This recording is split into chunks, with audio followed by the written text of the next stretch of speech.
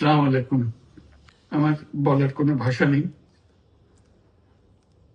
কিভাবে শুরু করব সেটা বুঝতে পারছি না।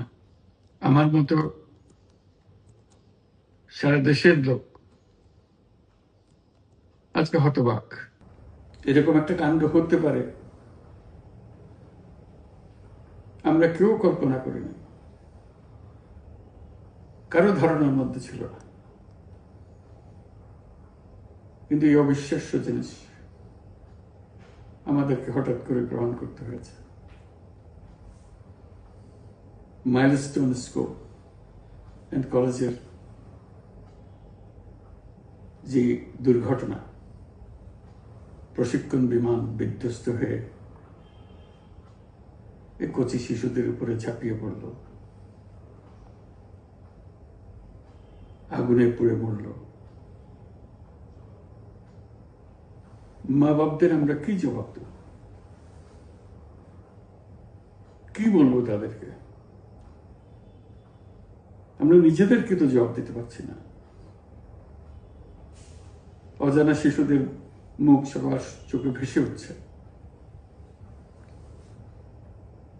সারা জাতি হতভম্ব বা ক্রুদ্ধ। শোকাহত বললে খুব কম বলা হবে। এই দুর্ঘটনার রেশ এখনো কাটেনি। এখনো লাশ আসছে হাসপাতালে, এখনো হাসপাতালে মারা যাচ্ছে।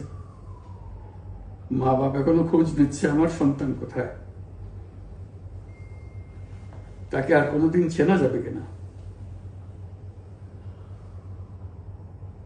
যাদের লাশ দেখছি তার মধ্যে আমার সন্তান আছে কিনা পৃথক করার তো কোনো উপায় নেই।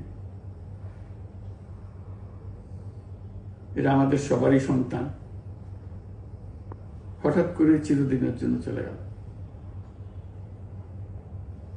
আমরা অবশ্যই তদন্ত করব, তদন্তটা তারা ফিরে আসবে না। আমরা চিকিৎসার ব্যবস্থা করছি, সবাই ঝাঁপিয়ে পড়েছে। সকল হাসপাতাল, সকল মানুষ ছুটে আসছে। আমরা সবার কাছে অনুরোধ করছি, হাসপাতালে ভিড় করবেন না, কারণ যারা আহত তাদের জন্য এটা ভালো না। তারা তাদের শরীরে রোগ প্রতিরোধের শক্তি নেই।